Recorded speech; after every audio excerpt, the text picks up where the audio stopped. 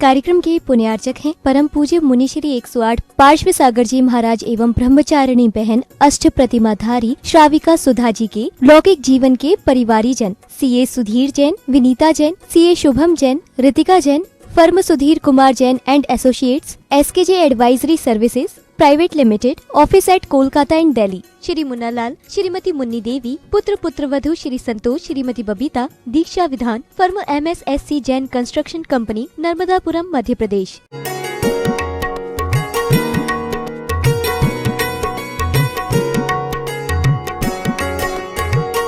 और क्या बोलते, महा पूजा, मंडलिक और मुकुटबद्ध राजा इनकी पूजा करते हैं, इसलिए उसको महा पूजा बोलते हैं।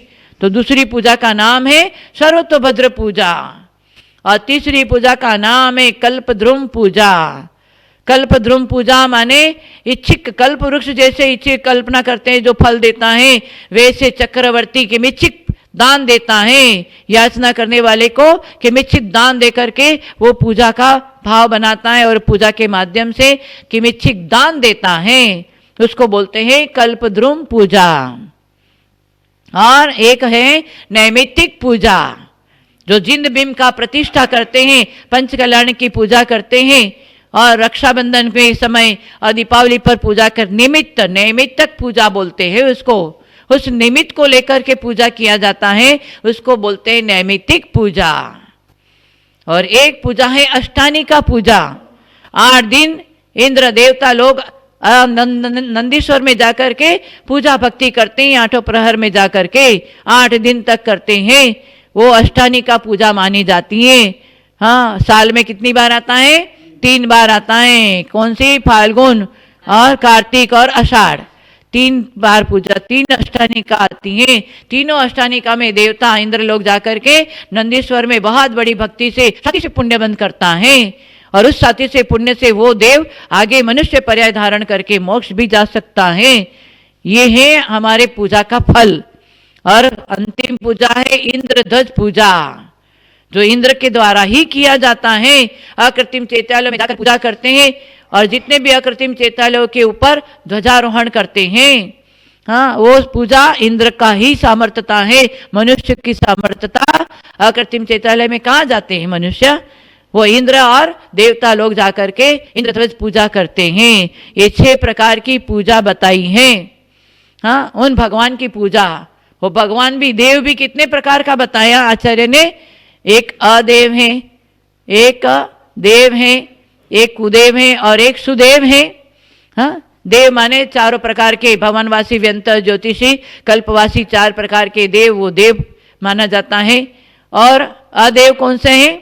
अदेव माने कल्पना करना, कल्पना से जो पूजा किया जाता है, वो पीपल की पूजा करते हैं, नीम के पेड़ की पूजा करते हैं, पहाड़ों की पूजा करते हैं, वो कल्पना मान करके, देव मान करके जो पूजा किया जाता है, वो देव कौन सा है? अदेव है। और कुदेव कौन सा है? जिसके साथ में स्त्री है, शस्त्र है, उसको भगवान मानकर पूजा करते हैं, वो क्या है? कुदेव है। और सुदेव हमारे जिनेंद्र भगवान, अरियंत भगवान, वितरागी भगवान हमारे सुदेव हैं। इसलिए पहचान करके पूजा करनी चाहिए, नमस्कार करना चाहिए। आज तो हमारे जैनी भाई भी क्या, जहाँ जाओ वहाँ नमस्कार कर देते हैं, परंतु फिर मिथ्यात्व से बच नहीं पाएंगे। ध्यान रखना, हमारे देव हैं तो वितराग देव हैं, गुरु हैं तो निर्ग्रंथ गुरु हैं। शास्त्र अनेकांत, स्याद्वाद, अहिंसा जिसमें वर्णन है वो शास्त्र हैं। इन तीनों के सामने नमस्कार करना। जो शस्त्र सहित जो भगवान है उसको भगवान मानकर पूजा करेंगे तो कभी मिथ्यात्व से नहीं बच पाएंगे। ध्यान रखना, नहीं तो गंगा गए तो गंगादास, जमुना गए तो जमुनादास। ऐसा करेंगे तो कभी मिथ्यात्व से नहीं बच पाएंगे। जैन धर्म मिला है मिथ्यात्व से बचकर सम्यक्त्व को प्राप्त करने के लिए बोला गया है। इसलिए हमारे देव, आप तो उपज्ञ मनोलंघ्य मदेष्टेश विरोधकम नान्यतावादिना, आप तो छेन निर्णय करते हैं। आप तो वो हैं जो 18 प्रकार के दोषों से रहित हो गए हैं और किसी के द्वारा उल्लंघन नहीं किया जाता है और 18 प्रकार के दोषों से रहित होकर सर्वज्ञ नाम कमेसी नाम, जो सर्वज्ञ है, हितोपदेशी हैं और वितरागी हैं, वो हमारे देव हैं।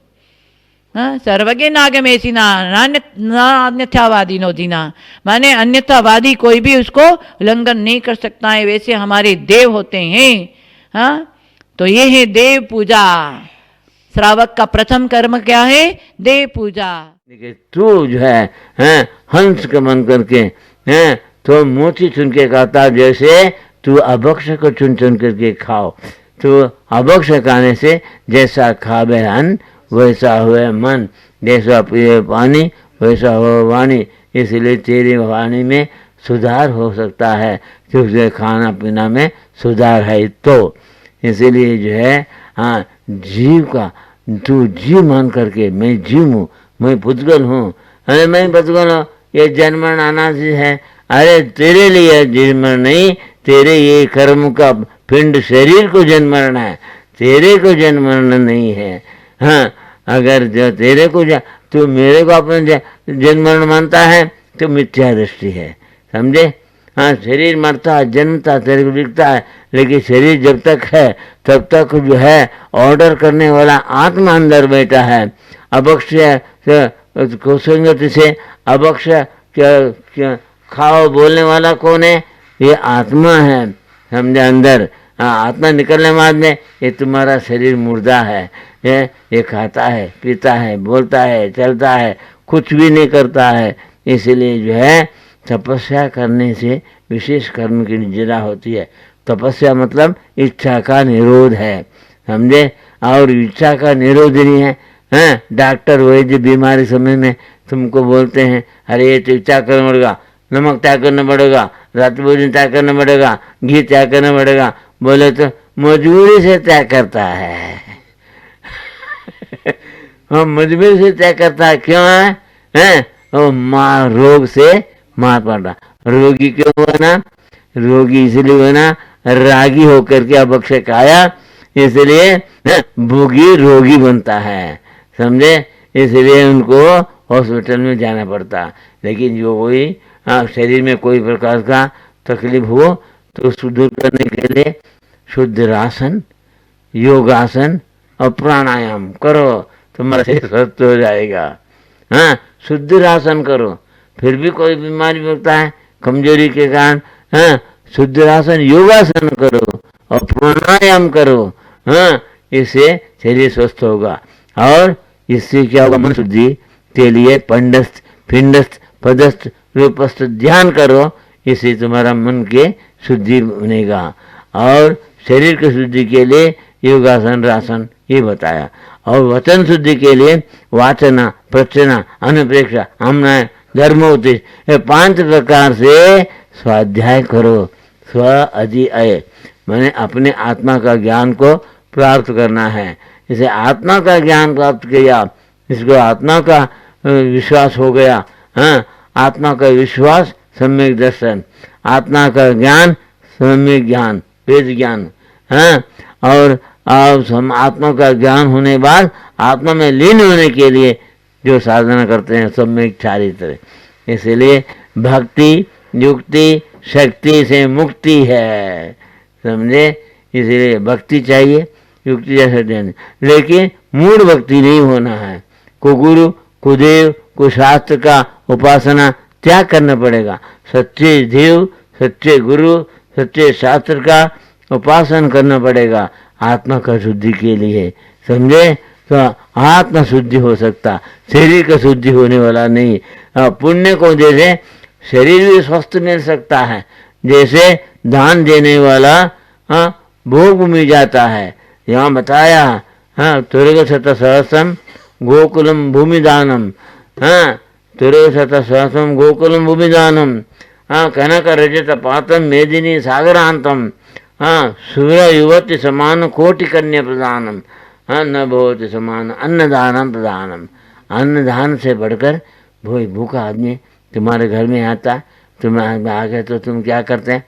ये जी खाओ, ऐसा बोले तो भाग जाएगा, समझे। आइए आइए बैठिए, खाना खाइए, पानी पिए, ये बोलना का। हाँ, पृथ्वी में 3 ही रत्न है, वास्तव में ये 3 रत्न है। कौन सा? हाँ, आइए बैठना, हित मित प्रिय हो वचन होगा। उसके आइए बैठिए बोला, उसको मतलब तुम भले सूखी रोटी दे या पानी पिलावे, हाँ, ज़्यादा तुम्हारे पास में कुछ खिलाने की योग्यता नहीं है, हाँ, तो भी जलम अन्नम सुभाषितम, हित मित प्रिय वचन के साथ उसको कुछ खाने का और पानी पिलाने का काम करते हो। ये त्रीणी रत्न बताया, समझे। दान श्रेष्ठ है मनुष्य श्रावक के लिए, इसलिए तू श्रावक बनो, श्रद्धावान, विवेकवान, क्रियावान बनो, समझे। इसके लिए तुरग शत सहस्रम, समझे, बड़ा करोड़पति राजा महाराजा है, वो जो है तुरग बने, हाथी घोड़ा सा और रथ आदि भी दान कर देगा, हाँ। तुरग शत सहस्रम गोकुलम भूमि दान, गोकुल के बराबर भूमि का दान देगा, हाँ। खनक रजत पात्रम, और सोना चांदी का बर्तन वगैरह भी दान दे देगा, समझे, हाँ। और मेरे सागरांतम, सागर पर्यंत पृथ्वी को भी दान दे देगा। लेकिन सुरयुवती समानम, और देवियों के सुंदरी, सुर सुंदरी है माने सुंदर देवी देवता, देवी के समान कन्या है, उन कन्याओं को भी दे देगा। जैसे चक्रवर्ती को, हाँ, 32,000 कन्या दान दिया मृतगंड से, 32,000 कन्या कहाँ के, कर्मभूमि के राजा लोगों ने दिया। अब 32,000 कन्या विद्याधरों के जो है दान दिया। 4,000 सुंदर सुंदर राजकुमारी को भी दान दिया। लेकिन ये सब दान के समान है, हाँ, सब दान से भी श्रेष्ठ दान अन्नदान है, समझे। अन्नदान का कोई दान नहीं, लेकिन ये अन्नदान से भी बड़ा दान कौन सा है, हाँ। अन्नदानात् परम दानम विद्यादानमत परम, अन्येन क्षणिका तृप्ति यावज्जीवम च विद्या।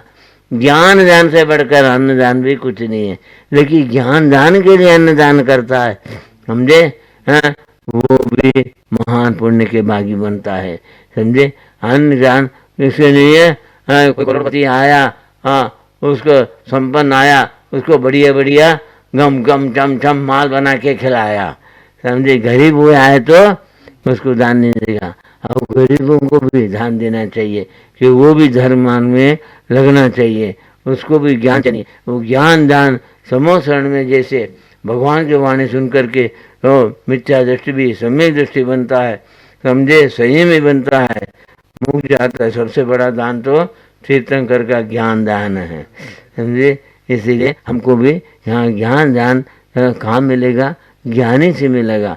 विद्वान से विद्वान मिले तो दो दो बातें, और गधे से गधे मिले तो दो दो लाते, समझे। इसीलिए हमको गधा नहीं बनना, समझे, विद्वान बनना। और विद्वान भी ऐसा होना चाहिए, हैं, तो परोपकार के दृष्टि अपना ज्ञान जानना चाहिए। ये नहीं ज्ञान बेचना नहीं चाहिए, हाँ। जहाँ मेरे को खूब पैसा मिलेगा वहाँ उपदेश देंगे, ये बोलना तो मूर्खता है, समझे, हाँ। विद्वानों को भी, हाँ, ज्ञान दान के लिए वहाँ फ्री पढ़ाना चाहिए, उनको ज्ञान मार्गदर्शन करना चाहिए, समझे, हाँ। देखो, हाँ, तो कसाई कहाँ तक है, हाँ, साधु साधु में कसाई, विद्वान विद्वान में कसाई, ये पंचम काल में, समझे। ऐसी स्थिति होने से आत्मा को समझता नहीं है, आत्मा का ज्ञान नहीं है, वात्सल्य नहीं है। इसीलिए वात्सल्य ज्ञान नहीं है सम्यक दर्शन का, हाँ। 7वां अंग है वात्सल्य अंग है, हाँ। प्रभावन अंग कैसे करेगा, दूसरे में साधु साधु में संगठन नहीं है, हाँ। पंथ भेद है, मत भेद है और मन भेद है, साधु साधु में संगठन नहीं और विद्वान विद्वान में संगठन नहीं, तो आत्मा का कल्याण कैसे करेगा। देखो, एक सेठ ने एक विधान के लिए 2 पंडित को बुलाया, समझे। और पंडित को बुला करके उन्होंने सोचा ये पंडित एक दूसरे पंडित को कैसा बोलता है, समझे। तो एक पंडित को जो है तो लेके जो है गया, एक पंडित को लेके गया, हाँ। तो पूछा तुम्हारे साथ में जो पंडित जी आए वो कैसा है। अरे वो तो गधा है, मैं ज़्यादा जानता हूँ। पंडित को भी अहंकार आ गया, सम्यक दर्शन कहाँ से होगा, वो गधा है बोल दिया। और दूसरे दिन क्या किया, सोने के पात्र में खाना खिलाते थे, इतना बड़ा सेठ था, समझे। उन्होंने दूसरे पंडित को पूछा, तुम्हारे साथ में पंडित साहब कैसा है? वो तो बेल है, कुछ नहीं जानता।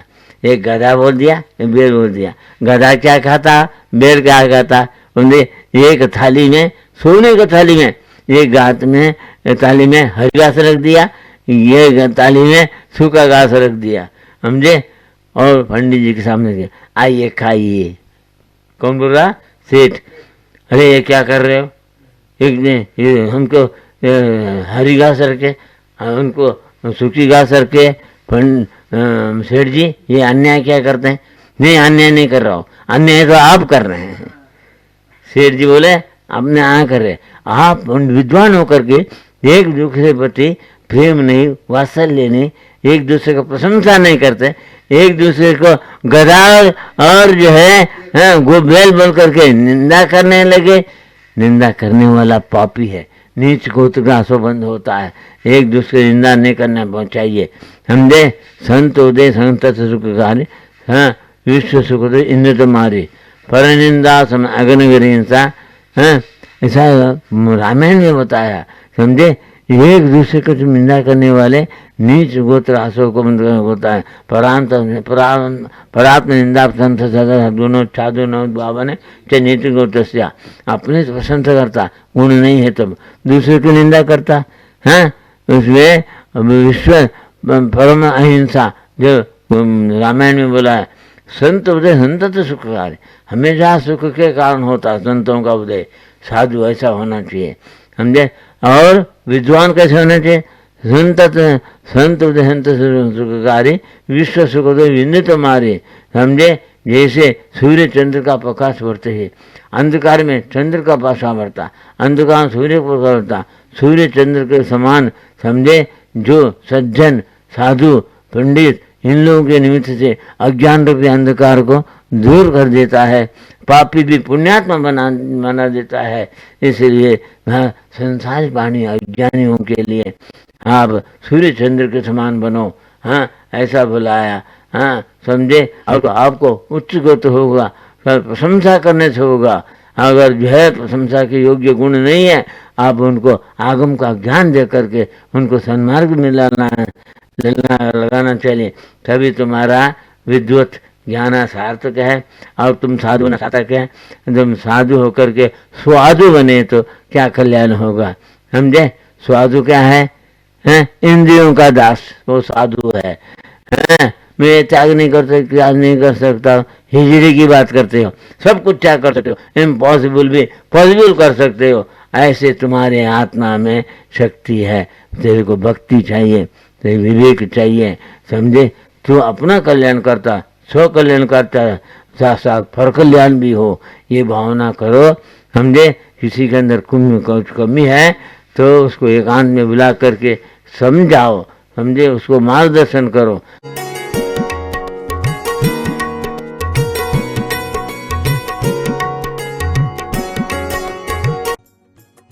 इस कार्यक्रम के पुण्यार्जक थे